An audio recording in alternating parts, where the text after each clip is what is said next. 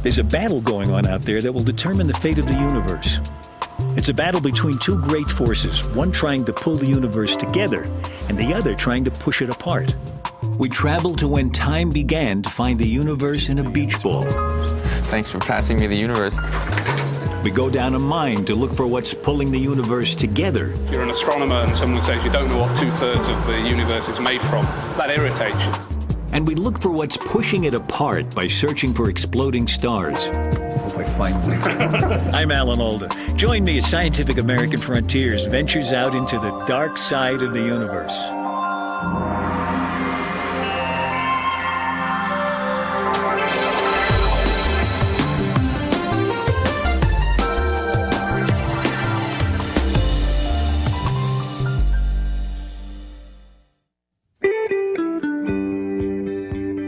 This program was made possible by the National Science Foundation, America's investment in the future.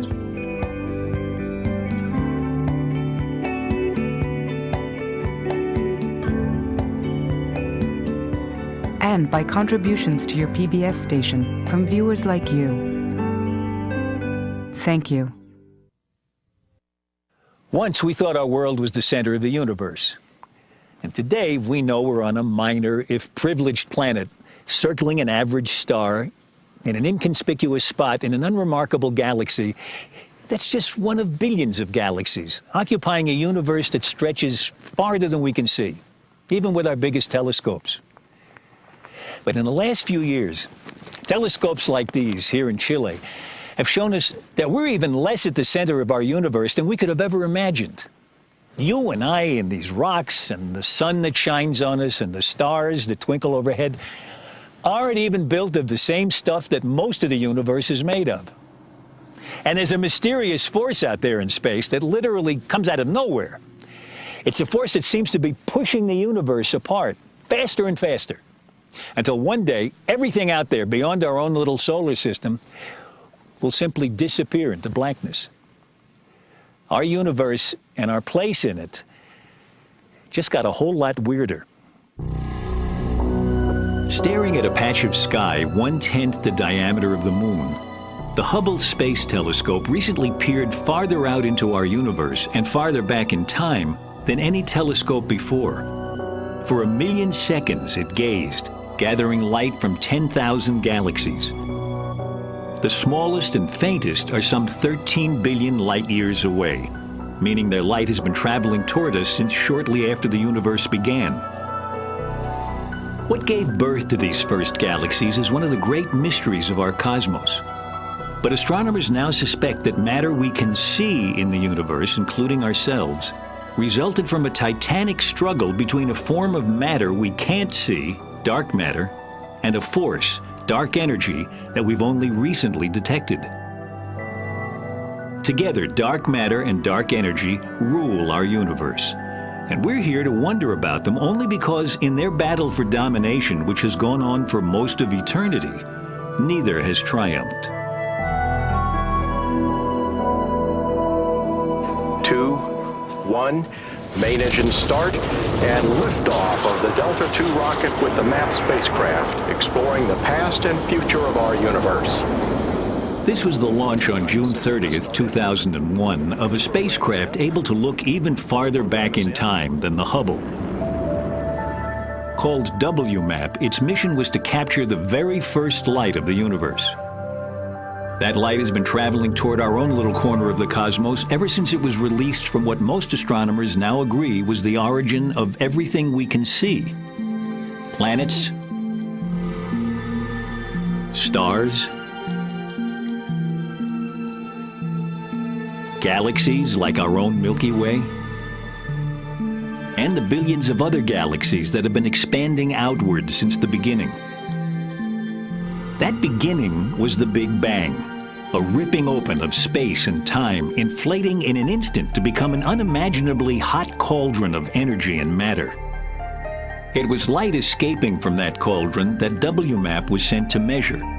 Light now reduced by its journey through eternity to a faint afterglow called the cosmic microwave background radiation. What the satellite saw has been mapped onto something I can comfortably get my hands around, if not yet quite my head. this device, this satellite, is picking up this cosmic background microwave radiation from way back in time. Right. Right?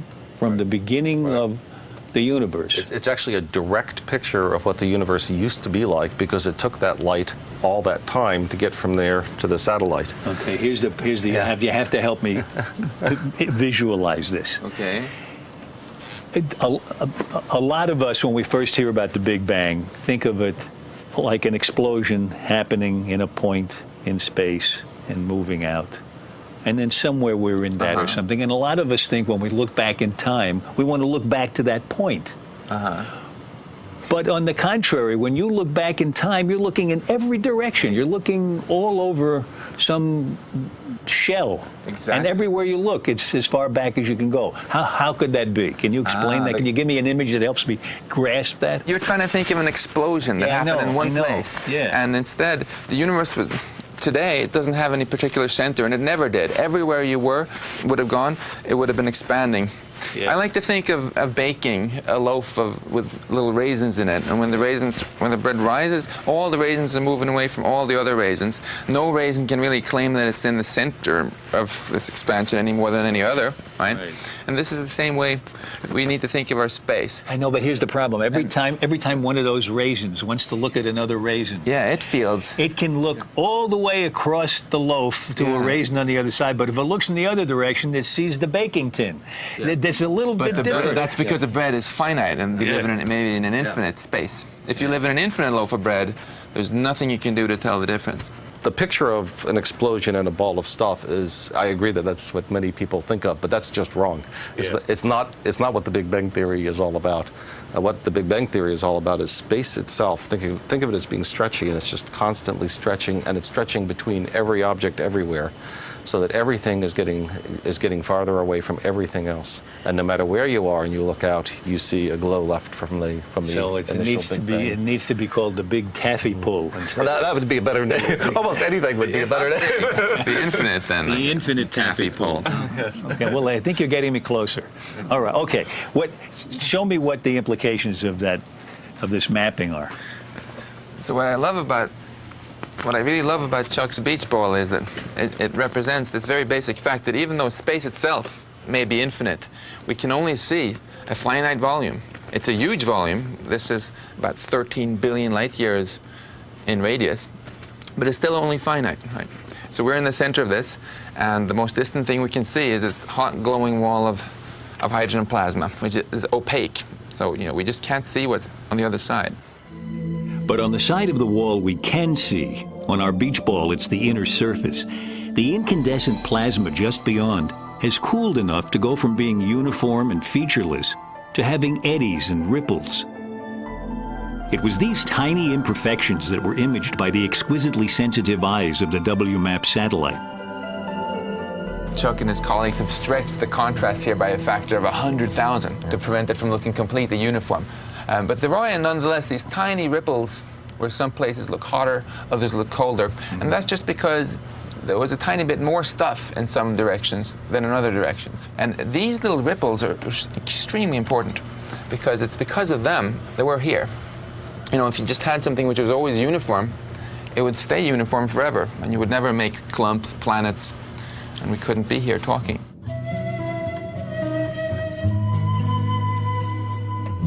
To find out more about how those faint early ripples left over from the Big Bang became our universe, we've come here to the foothills of the Andes in Chile.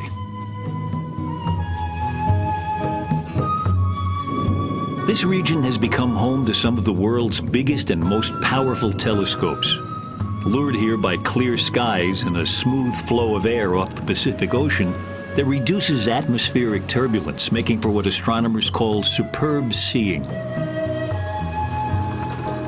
This is the site of one such observatory, Las Campanas, run by the Carnegie Institution of Washington, and the principal research site of an old friend of Frontier's, Alan Dressler.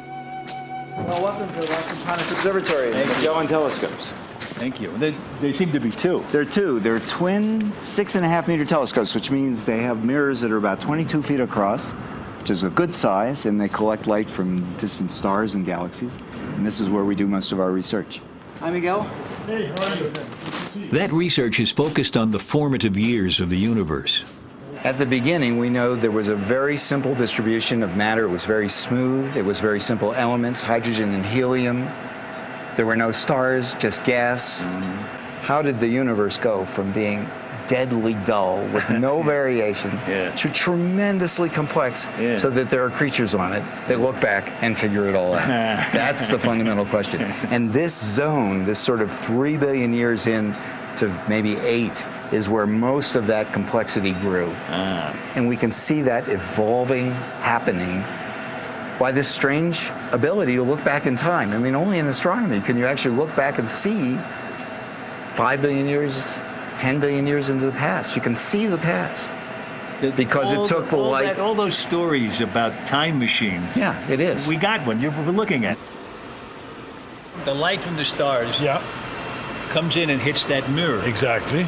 Gets reflected on another mirror that's above that us little guy here. up there. The little guy up there, which in turn reflects then the light through the hole in the black turret where there is another mirror, a diagonal mirror, 45 degrees, which directs the light to the instrument. When the light hits that mirror, how long has it been traveling? Well, for the things that I'm looking at with Pat tonight, the light has been traveling for about 10 billion years. So pretty much the whole age of the universe. And this is the first thing it hits after all that time. So it's got to be clean. Especially tonight, because it's the first time Alan will be using a brand new instrument. Alan, this is Pat McCarthy, my science partner here. This is the slit mask. So if you turn around and look through the light, you'll see. In what they affectionately call the wok, Pat has painstakingly cut tiny holes corresponding to the galaxies he and Alan plan to study. In any area of the sky that we pick up, say a half a degree across, that's what this is looking at, that's the size of the moon, there will really be 100,000 galaxies, very faint, very distant galaxies. And we have selected, in this case, 700 of them we want to look at. So we must make sure that the light from those 700 goes through the spectrograph, but nothing else. Alan's new instrument doesn't just take pictures of those distant galaxies, it can read their spectra. In fact, nearly everything we know about stars and galaxies comes from analyzing their light with the aid of a prism, or more commonly, a device called a diffraction grating. When sunlight or any light strikes this, it's spread by color into its component colors. You can say how much red light, how much green light, how much blue light tells you something about the temperature of the sun. And the sun is a star at 5,000 degrees temperature, produces a lot of yellow light. And so the middle of this spectrum and the most intense part is yellow-green. And then we can see almost with our bare eyes. We see red stars and bluer kind of stars. That has to do with the temperature of the star, basically. Here, for example, in one of the first images taken with Alan Dressler's new camera, both red stars and blue stars are visible in a galaxy nearby. But in the spectrographs that astronomers use, the colors of a star can be analyzed in much finer detail than is visible in a rainbow. There are lines at precise locations across the spectrum that reveal what a star is made of, as well as its temperature and its size. The reason that's important is different stars of different size last, they live a different amount of time. The sun will last for 10 billion years. It's halfway through its lifetime. A star much more massive than the sun might only live for 1 billion years. So if we find those, we know that those are young stars. They cannot be any older than 1 billion years old because they would already be gone. So when I look across our galaxy, I could do them one by one. I could tell you what each individual star is like. I could see a star like the sun all the way across our galaxy. And if I put together the light from billions of stars, I could see them all the way across the universe. And in that information is the rate at which new stars are being born in that galaxy. 3 billion years ago, 5 billion years ago, 7 billion years ago. So I begin to build up a picture of how rapidly were galaxies turning their gas into stars over their lifetimes. A complete construction project. At twilight, the Magellan Telescope's dome is opened. We need to rotate 0.335 degrees. Plus 0.335. Trace, trace, trace, cinco. So how many galaxies are going to have their spectra taken? We're going to take spectra of 700 galaxies tonight. 700. Yeah, that's probably as many as ever been done. You got to remember to put in the walk, because that's a big mistake. If you don't do that, you really blown it. This first exposure using the wok took a half an hour. Okay, so already we can see some objects. That's encouraging. There's a bright one. This is just the beginning of several months' work that will add up to some 50 to 100 hours of data. But even from these first few minutes of peering across the universe, a trickle of light has left the signature of a galaxy in the full fury of creation. So here is a very faint line that is a very faint galaxy, very far away.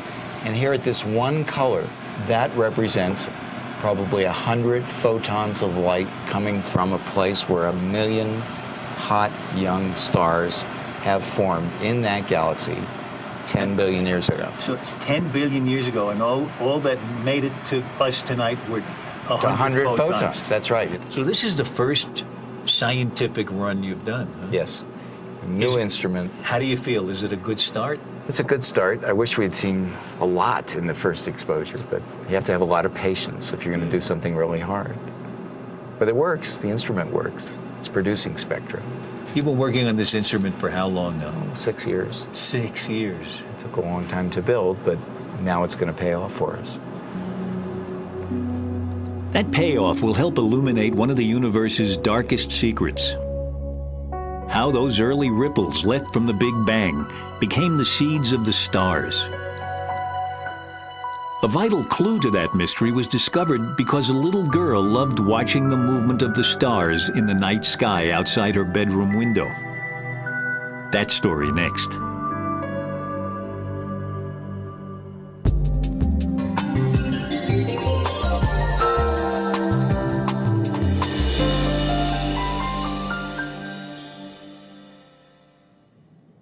In the early 1970s, Vera Rubin was a rare young woman in the traditionally male-dominated world of astronomy.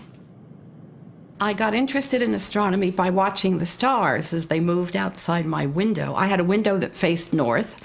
I had a bed under the window, and I could see during the night that the stars changed their positions, and that's really what got me interested in astronomy. So I guess I was always interested in how things moved. Vera decided to look at how stars move in spiral galaxies, like our own Milky Way, as they revolve majestically in space. Most astronomers then studying galaxies were drawn to their centers, where the stars are densest. But as a then shy young graduate student, Vera looked instead to where galaxies trail off into empty space. I had children, and I didn't want to compete with what other people were doing, so I decided to study the outsides of galaxies. What she discovered there was revolutionary in both senses. In our solar system, the planets revolve more slowly the farther they are from the gravitational attraction of the sun. Galaxies were assumed to rotate similarly, with stars moving more slowly the farther they are from the center. Instead, I found that the stars very far out were going just as fast as those near the center, sometimes even faster. Sometimes faster. Sometimes faster, and well beyond where there was no light. In fact, I went to my office this morning and got this. Here's Andromeda, which is the largest galaxy, largest spiral near us.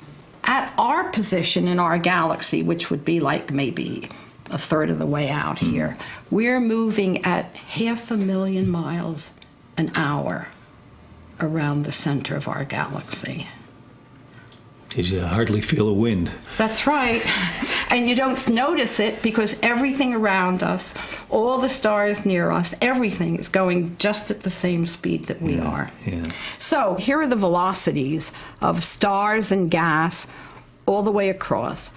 Newton's laws, because this is where the luminosity is, would predict that the velocities rise and then fall rapidly, so that by the time you get out to what looks like the edge of the galaxy, the stars would be moving almost negligibly, very, very slowly. So what you see instead is they're moving very, very fast, all the way out there.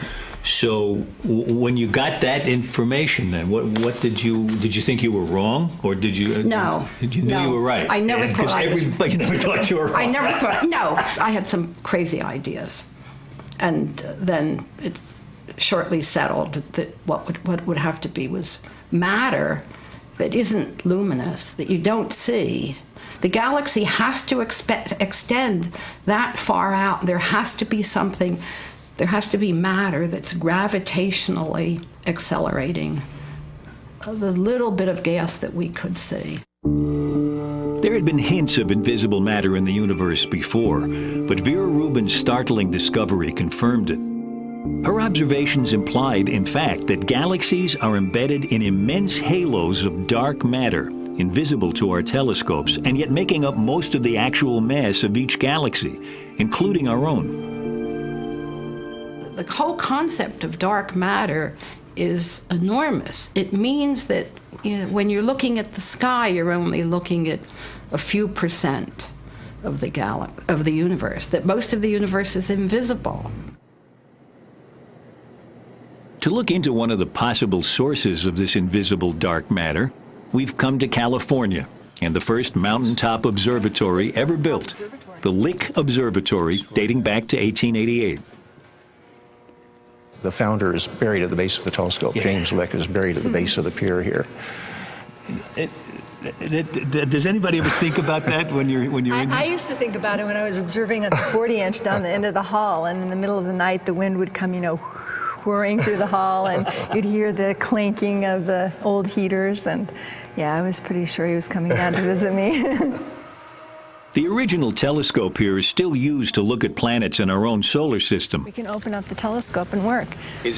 But Deborah Fisher is hunting for planets well beyond its range. In fact, for planets around other stars.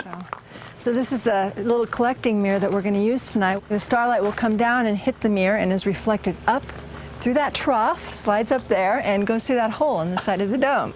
Looks like fun, right? We want our photons to have fun. So the light that we saw, the light path outside. I love these little mechanical things. That's right. Like something from Jules Verne. Exactly. But the magic part of our whole project really is this iodine cell. And now as the starlight passes through this cell, the iodine is absorbing starlight at particular wavelengths. And so finally, in the spectrum of the star, etched into the spectrum, we have a forest of iodine lines, thousands of them. And so it's essentially like a grid on our spectrum. Deborah is looking for tiny telltale shifts of a star's signature spectrum against that fixed grid of iodine lines. A shift that betrays a star's moving toward and away from us due to a planet's tugging at it. This backward and forward wobble also reveals the planet's size and orbit. The bigger the wobble of the star, the more it's doing that, the bigger the planet is going around it, and the faster it wobbles, the closer it is. That's exactly right. Oh, yeah. Okay. So in that way, you can really tell us what's there. That's right. Deborah and her colleagues have found some 70 of the over 100 planets so far discovered orbiting other suns.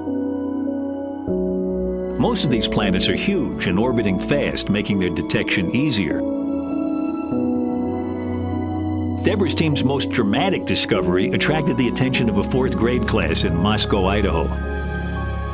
And when we found this system, this first star with 3 planets, they sent me a letter, Dear Dr. Fisher, we've been reading about this discovery in the newspaper, and we're doing, scale models of the solar system with paper plates, but we wondered, if you'd named the planets yet, because if you haven't, we have a suggestion.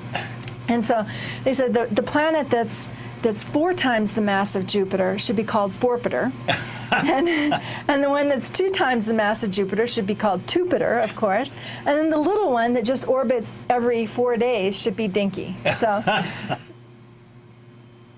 The star that Deborah's observing tonight, she's already looked at some 200 times.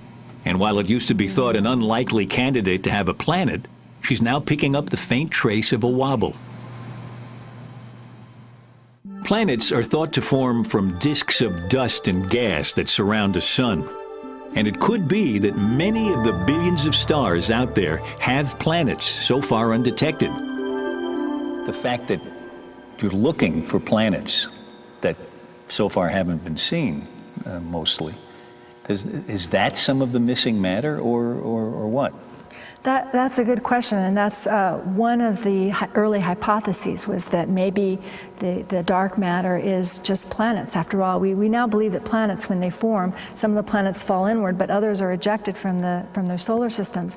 And the best way to get a handle, sort of a back-of-the-envelope calculation, is to look at stars that are forming, being born out of molecular clouds, and to imagine that all of the material in these typical disks around the stars is ejected. Let's just take that as an approximation. And then, would that be enough to make up all of the missing mass? And the answer is no. That the calculation has been done, and that it probably isn't it's orders of magnitude too low to account for the missing matter. In fact, not only is most of the missing matter in the universe probably not the stuff that stars and planets are made of, it's probably not the stuff that anything is made of. Here on the Yorkshire coast of northern England, the search for dark matter has gone underground.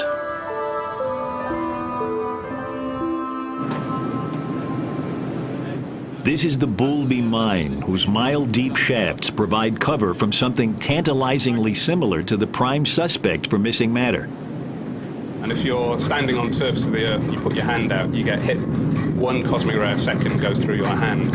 And that would spoil the detector signal that we're looking for. So we go deep underground, and then the large amount of rock between us and the surface shields us from the cosmic rays. So when we're down in our labs, rather than 1 a second going through your hand, it's 1 a week. But while cosmic rays are exotic, at least they're made from subatomic particles that science is familiar with.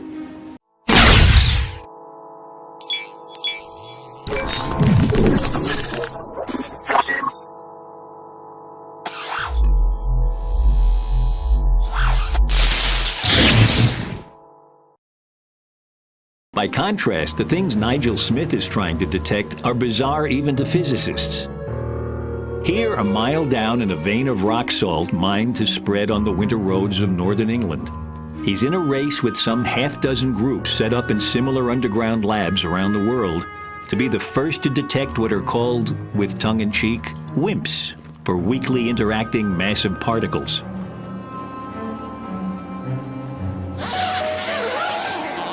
WIMPs have the apparently paradoxical property of being massive in the sense that they exert a gravitational tug, while being almost completely unable to connect with ordinary matter in any other way. In fact, to call them weakly interacting is to be generous. Most of them pass straight through the Earth and don't even notice. Most of them pass straight through the Sun and don't even notice. But every so often there's just 1 or 2 a month or a year will actually hit a nucleus head on. And that nucleus recoils, and it's that recoil that we're looking for. But the majority of the billions of WIMPs that are passing through as we stand here every second, they just stream straight through, and you never see them. This is just one of 3 different kinds of detectors here at the United Kingdom's dark matter hunt. And the research project has just constructed a large new underground facility to house them. There are other detectors in tunnels beneath the Apennine Mountains in Italy, where a joint Italian-Chinese team has been claiming evidence for WIMPs, a claim met with skepticism from their competitors. While in the United States, a new facility is being constructed in a mine in northern Minnesota. All this effort to detect a hefty ghost particle that may not even exist. For those involved in the hunt, there's no doubt that it's worth it. It's a fantastic question. If you're an astronomer and someone says you don't know what 2/3 of the universe is made from, that irritates you, right? So you want to go out there, you want to find out what it is. And astronomers aren't the only ones in the hunt, which is why I find myself driving a golf cart through the longest building in the world, the Stanford Linear Accelerator in California. I'm following the track of a subatomic particle as it's accelerated during its 2-mile trip to a speed approaching the speed of light. Eventually, the beam of particles will be divided and spun around a couple of loops before crashing head-on into particles coming in the opposite direction and smashing into smithereens. We're visiting the collision point, appropriately, with both a particle physicist and an astronomer. The beam of particles will come down here and go through that pipe. And then you hope that an electron and a positron will meet, annihilate, and new particles will be born. It's from collisions like this that scientists have built up their picture of the fundamental particles of matter in what they like to call the Standard Model. But for the Standard Model to work, physicists have been forced to invent a strange mirror world in which the known particles have ghostly cousins called supersymmetric particles. This extra set of particles we haven't discovered yet, but they're our best candidate. We think it's the smoking gun for the dark matter out there. So you and I aren't made of these supersymmetric particles, but the dark matter that's controlling a lot of what's happening in our universe is made of these supersymmetric particles. That's the best theory. That's our best guess at this point. Now, this is interesting. You are pretty sure, or are you dead certain, that these that supersymmetric particles exist or have existed? We're going to get different answers. Less than pretty sure, but this were a horse race. This is the one I'd be putting my money on. It is thought that supersymmetric particles are all over the universe? They're out there. Yeah. Yes. And how did they get started? Where do they come from? On the Big Bang itself. From the Big Bang. So are you trying to create a situation something like the Big Bang, where you get both the particles and the supersymmetric particles, the mirror versions of them? But I thought you needed something a lot. I thought you needed a lot more energy than you could possibly get on Earth to create a Big Bang. We're not recreating the Big Bang. Right. Thank God, because I would stand a lot further away from it, and I'd wear that hat. But we are able, if we have enough energy in our particle accelerators, to create the constituents that were created in the Big Bang. And so, at the same time that astronomers are going underground in their hunt for the missing dark matter, particle physicists too are burrowing to build the biggest atom smasher ever in the hope of creating dark matter. This is the construction of what's called the Large Hadron Collider at CERN in Switzerland. Due to come online in 2007, the LHC will have gigantic detectors designed to peer into the wreckage of particle collisions of truly stupendous energies. If not quite the Big Bang, then certainly the closest we've ever been to it. The closest we've actually been to it, of course, was with the WMAP spacecraft, which mapped the ripples left as the Big Bang cooled. In the pattern of these ripples, the WMAP scientists see direct evidence for dark matter. You only get this if you have about 6 times more dark matter than all atoms combined. What we did is we generated literally tens of millions of possible universes on the computer, and we compared them with our measurement of the real universe that we have. And I think of it as like matching fingerprints. So this is the actual fingerprint of the real suspect, and we have a mug book of fingerprints, and we match them up, and we pick out the right suspect that way. And as Max described, that the right suspect has this substantial amount of dark matter in it. Today, then, the evidence is mounting that most of the stuff in the universe is not only invisible to us, but isn't even what the visible stuff is made of. But to astronomers like Alan Dressler, looking back in time to see how the universe began, dark matter is more than just astonishing.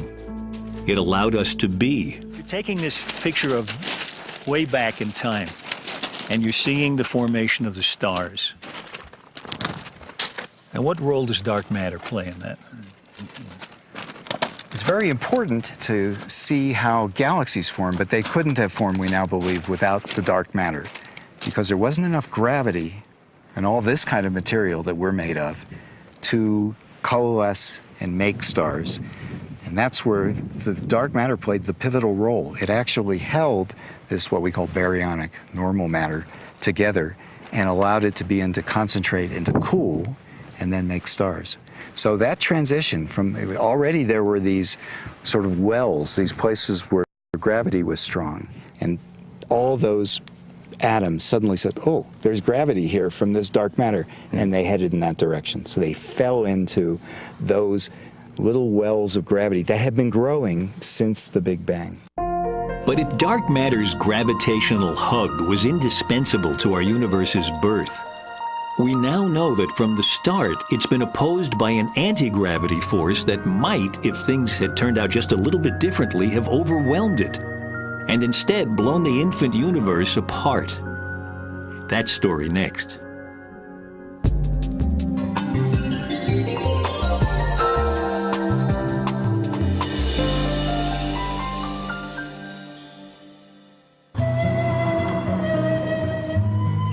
In the early 1990s, two groups of astronomers came up with a new idea for discovering the ultimate fate of the universe.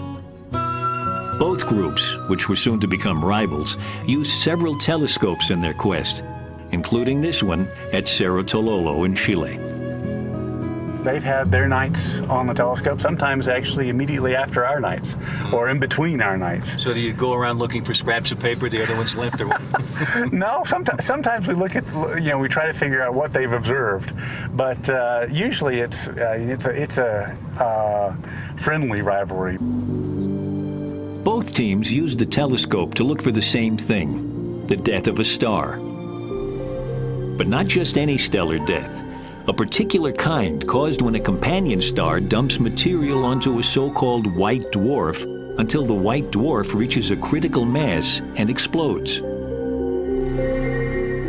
This is called a Type 1a supernova. And the astronomers like it because all Type 1a supernovae are almost exactly alike.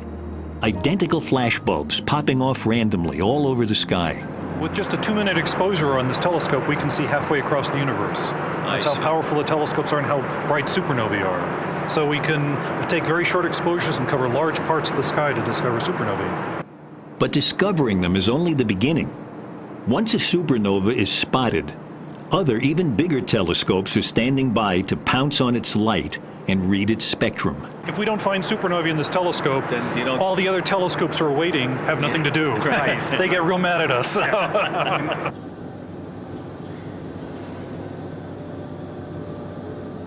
Is this the first time you're observing in this test? Yeah, this is the beginning of our season. So we're going to go 3 months now, 30 half nights searching for supernovae. And tonight is the first night. So your exposure is covering all of this, and that's even more than a full moon would be in the sky. So what's the probability that you'll find a supernova? In this one field? Yeah. It's about 1. It's one for this month. Yes. But so sometime during this month, you're going to, if you keep pointing there, you're going to catch at least one. Right? Oh yes, yeah, definitely. Yeah. So now the telescope is slewing.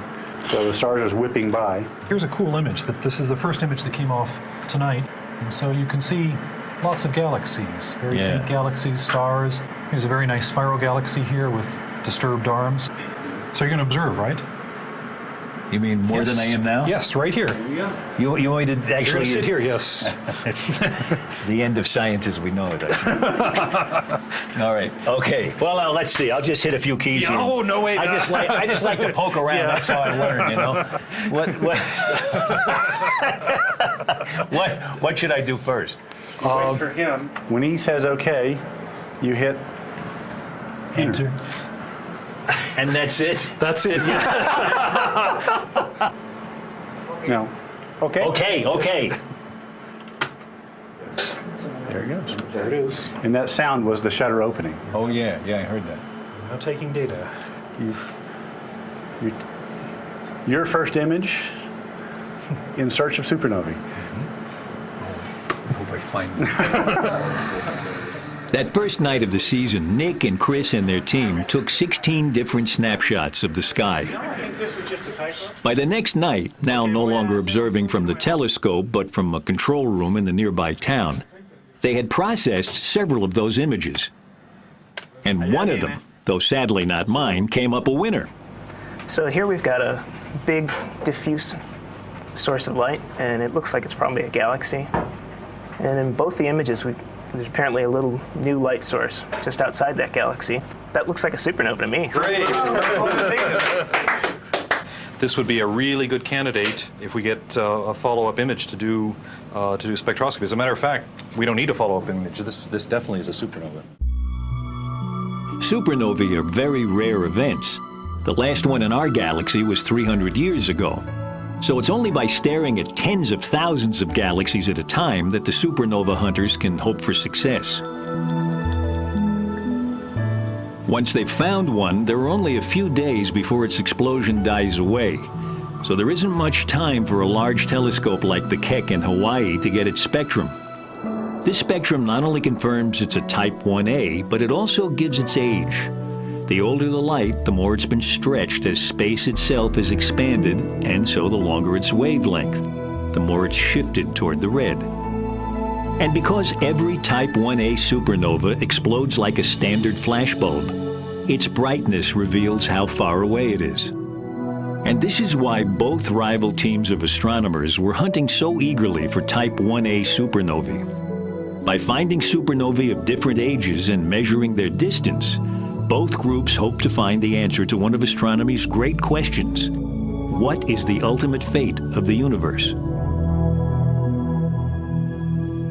We met members of one team at Cerro Tololo. The other is based here at the Lawrence Berkeley Laboratory in California and is led by Saul Perlmutter. Both teams expected to measure how much the expansion of the universe has been slowing due to gravity, especially the gravity of all that recently discovered dark matter. And we thought it was going to be a great project. We were going to find out whether the universe was going to last forever or not, or whether someday all the stuff in the universe, all the matter in the universe would slow the expansion down to the point that it would come to a halt and then collapse. And what we ended up with was, when we started looking at the data, it looked like there was very little mass in the universe. In fact, it wasn't slowing very much at all. And then as you really looked at the data, you started going, it's not only not slowing much at all, it's not even slowing, it's actually speeding up. And that was a real shock, because it was not part of the original description of our project when we were planning to use the telescopes. It was way better than that.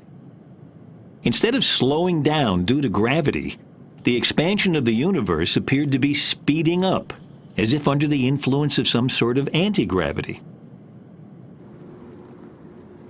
The rival team was coming to the same mind-boggling conclusion. Was it an exciting moment, or was it just puzzling and puzzling and concerning, because it wasn't the expected result. So, I mean, we were expecting deceleration. So, really, the knot twists up in your stomach, saying, "Okay, let's go back and do this again. Make sure this is right." Yeah. And you go back through the numbers once again. You go back through the numbers yet again. Now you're starting to believe, well, we're onto something here. Wow. And the whole group, we're distributed, and so the emails start coming in saying, geez, can this be right? You don't want to come out with anything that's wrong, of course, in a scientific, a major scientific announcement. And so you're being so careful trying to check, well, maybe it's this, maybe it's that, and you're looking at every possible thing. Finally, we came to the conclusion, well, we have to come out and say it. Were you all getting it right around the same time? Yeah, we announced at the same time in 1998 at a conference in Santa Barbara. And both groups came out, and we sort of knew that the other team was going to announce the same thing, and I'm never sure how we knew that. But we sort of did. Wait a minute. Were you pointing your telescope in their window and looking at their papers? Us? No, we wouldn't do that. No. The fact that both teams got the same result, I think, gave people a lot of confidence that it wasn't just some mistake that somebody had made in their calculation, because they knew the two teams would have loved to have been able to get the right answer and show the other one what might have been wrong. I have done it.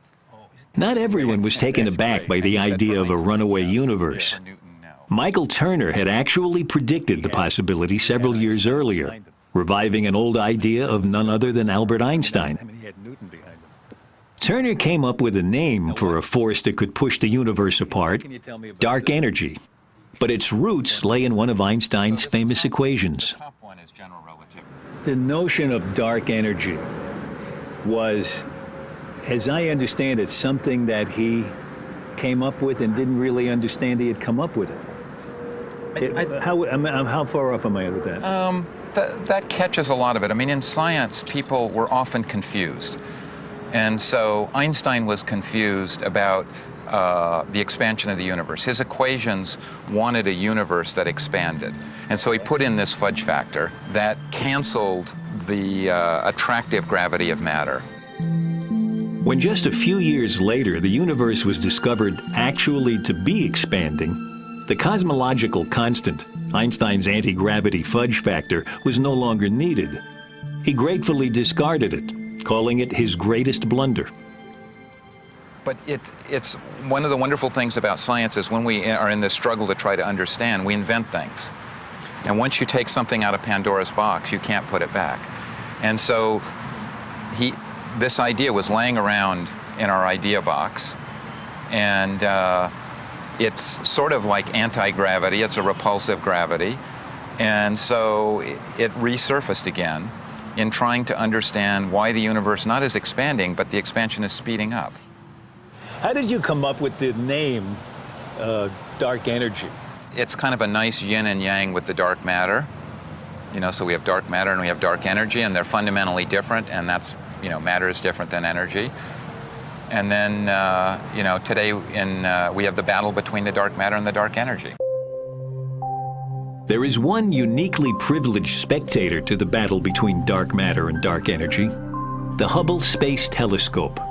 Perched high above the atmosphere of Earth, it has a clear view of the supernova beacons used to track the universe's history. We went to visit the control room for the Hubble Space Telescope in Baltimore. Hi. How are you? Nice to meet you. Welcome to the Space Telescope Science Institute. Thank you. I can't wait to see you. Yeah. My guide is supernova hunter Adam Rees. Can you tell me what all these folks in here are doing? I mean, there's constant activity and chatter, and what is it all about? Right. They're primarily monitoring health and safety. They're looking at telemetry. They're looking at temperatures and voltages of thousands of different components on the telescope and making sure they're all within their tolerances. They're looking at the heating on one side of the telescope when it's in the sun side. About once a week, we upload a whole week's worth of observations of what's supposed to be done that week to the telescope. And so if we find a supernova, for example, we usually have to find it by Tuesday, because Tuesday is the special day when they build the calendar for the next week. It's sort of funny. The light's been traveling for 11 billion years. It finally arrives, and it's got to arrive by Tuesday. In March 2002, the Space Shuttle Columbia, on what was to turn out to be its last completed mission, installed a new camera on the Hubble, the Advanced Camera for Surveys. This camera is much more sensitive to light, and it also has more area, so I have a better chance of finding a supernova every time I take an image in the sky. Adam's plan was to look back with the new camera to supernovae exploding when the universe was young. He found some half-dozen ranging in age back to 11 billion years ago. His hope was to find out if the universe has always been pushed apart by dark energy, or if it once had been reined in by the gravitational pull of dark matter. We have roughly... Adam Rees works closely with Mario Livio. Adam observes the universe. Mario comes up with theories about it. Basically, you have the universe behaving something like this. At first, it is expanding against gravity, so think of it as if it's held back by some sort of a spring.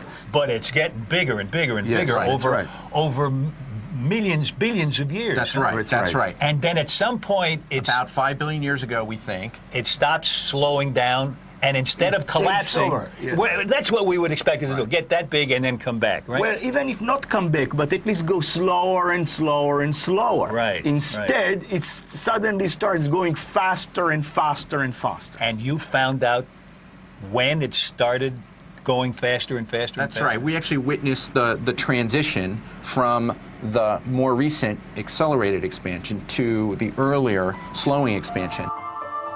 This turning point in the history of the universe came at about 5 billion years ago, when dark matter began losing its gravitational pull against dark energy's inexorable push. You know, gravity decreases in proportion to distance. You know, if you double the distance, gravity becomes 4 times weaker. Right. This force that you get from the dark energy, when you make double the distance, the force becomes twice larger. Oh, yeah. We think it's a property actually of the vacuum, and so when there's more vacuum between you and a distant galaxy, there's more of this dark energy. So there is a factor of an increase in the amount of dark energy that has a factor on the speed. Yes, that's right. It's a little bit like a built-in spring in the vacuum, and as something gets further away, there are more and more of these springs connected, and it's harder to compress. In fact, they're pushing more and more, and so the bigger the universe gets, dark matter is losing its pull on the universe. Dark energy is gaining its push. It's always been there, right? The question that's now obsessing astronomers, including Michael Turner, is what dark energy might be. So we just don't know what it is. If it is the, like Einstein's cosmological constant, then it's just the energy of nothing. And according to quantum mechanics, nothing is not nothing. It's full of particles that are living on borrowed time and borrowed energy. We call it... They pop into existence. And then when the accountants come along, they disappear. And so if it's the energy of nothing, it's always been there. And then we're in for a very tough bit of history in the future, because the universe will keep speeding up and speeding up and speeding up, and things will get farther and farther away. And instead of the beautiful sky we have today with billions of galaxies, we'll only see a couple. It could be that it's just a phase we're going through, that something's out of whack and that the dark energy will dissipate. I think what you're starting to see is we don't know very much about it at all. So all this stuff didn't fill us in that much. We need help. We need some help. Help may be on the way from a proposed new spacecraft expressly designed for supernova hunting. With a camera able to image thousands of supernovae at a time, the SNAP satellite would hugely increase the number of beacons out there measuring the universe's expansion. This might not only help find out what dark energy is, but also help answer what is perhaps the deepest question of all. Is there a reason why the universe turns out right now to be an almost perfect balance between the pull of dark matter and the push of dark energy? Or is the fact that dark energy didn't blow it apart in its infancy just a lucky accident? Maybe the Big Bang that turned out so well for us was just one big bang among many. That if this burst of expansion happened here, there's no reason it wouldn't have happened here and there, and in the past and in the future. Right. In the same universe. In the same universe. It was in what was the same, what started out as... So now we need new language. Yeah. So the universe is a whole ball of wax, but they're different, disconnected pieces. Right, it was like bubbles in a glass of champagne. Exactly. The champagne is the early, or a universe at any given time, or the multiverse. And each bubble is a new universe. It's a new universe. If this is our universe, where would the other universes be in this multiverse? Thanks for passing me the universe here. We're actually kind of sloppy in astronomy when we talk about the universe, because what we usually mean is just the interior of this beach ball. The part of the universe that we can observe is what we call the universe. And that's, of course, strictly speaking, not true at all, because I don't have a single colleague who would entertain that space just ends here. You know, that there's a sign here saying space ends here. Mind the gap. We all believe that space goes on outside, and most of us believe that space actually goes on forever and is infinite, which means that there's another sphere like this, and in the middle of that, maybe there's another planet where people discuss their universe and can't see ours.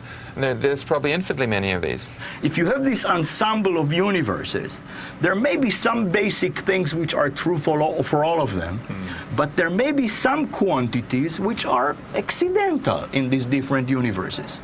Some of those universes will allow life to evolve and us to be here and speak about this, and some won't.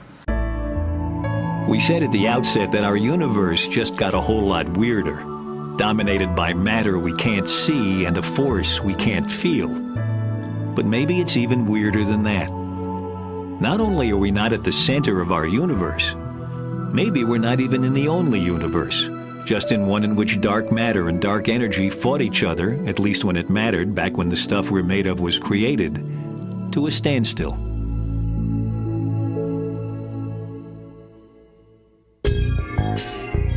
Come visit us at PBS Online. Scientific American Frontiers can be found on the World Wide Web at pbs.org.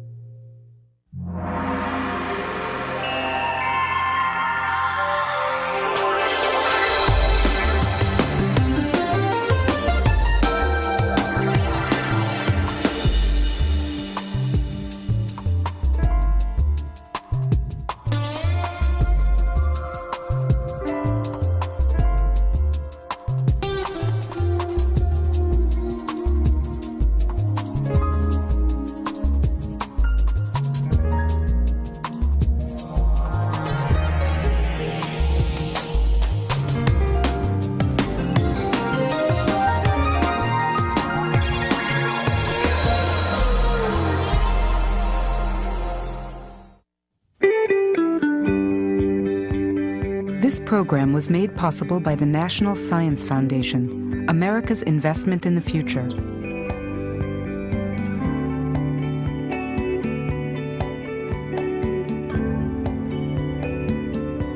And by contributions to your PBS station from viewers like you. Thank you.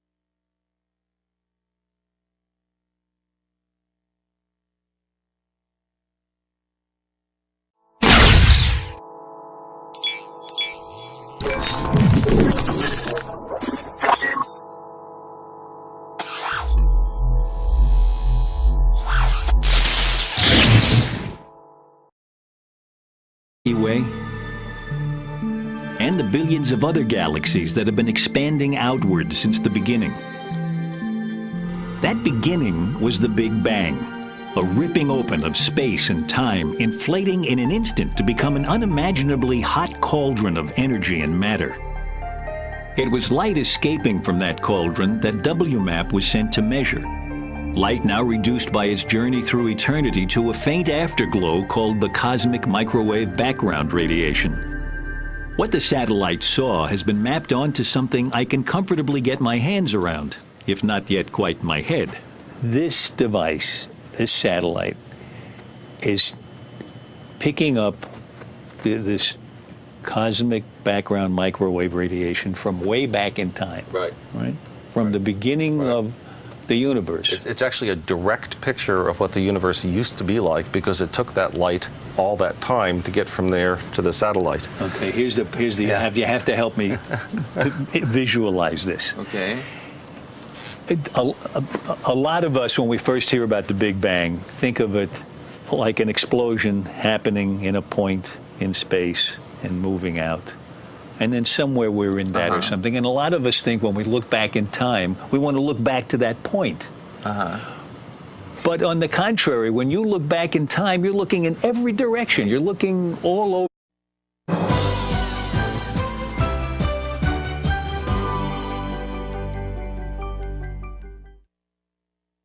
There's a battle going on out there that will determine the fate of the universe.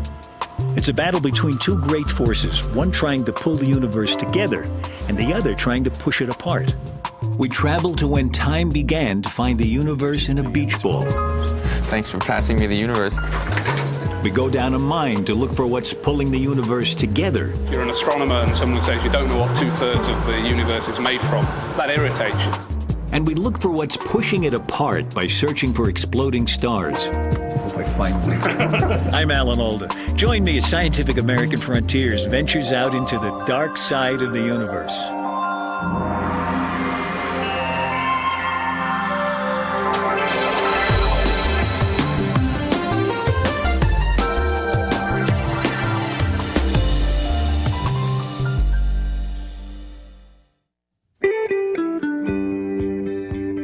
This program was made possible by the National Science Foundation, America's investment in the future.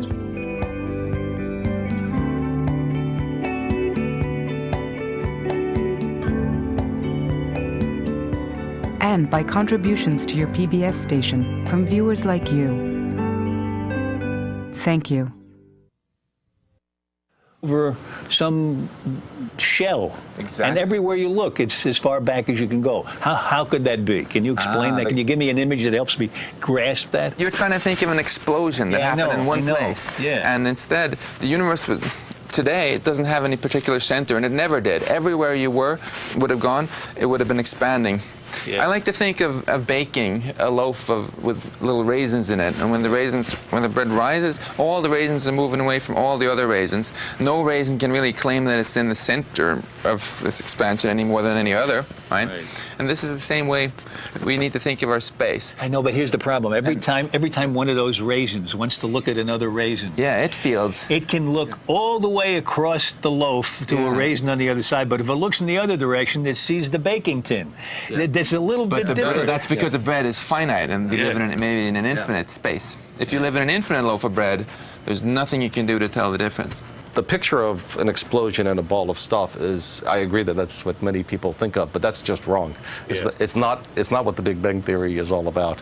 What the Big Bang Theory is all about is space itself. Think of it as being stretchy, and it's just constantly stretching, and it's stretching between every object everywhere, so that everything is getting farther away from everything else. And no matter where you are and you look out, you see a glow left from the So it needs to be called the Big Taffy Pull. Well, that would be a better name. Almost anything would. Once we thought our world was the center of the universe. And today we know we're on a minor, if privileged planet, circling an average star in an inconspicuous spot in an unremarkable galaxy that's just one of billions of galaxies, occupying a universe that stretches farther than we can see, even with our biggest telescopes. But in the last few years, telescopes like these here in Chile have shown us that we're even less at the center of our universe than we could have ever imagined. You and I and these rocks and the sun that shines on us and the stars that twinkle overhead aren't even built of the same stuff that most of the universe is made of. And there's a mysterious force out there in space that literally comes out of nowhere.